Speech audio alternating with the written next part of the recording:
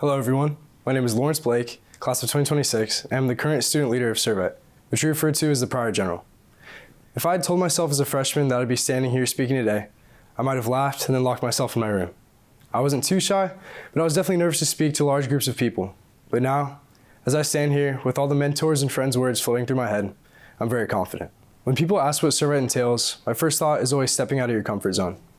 Many of you here today may be nervous about speaking or meeting new people, but the teachers in formation are more than willing to help take the time to help you break out of your shell, just as I have. In life, you'll only ever get what you put in, and that principle applies directly to Servite. Immersion is key, and placing yourself in activities, sports, and all extracurriculars is where your best memories are going to be made. My favorite Servite memories have always related back to getting loud with my guys in the asylum.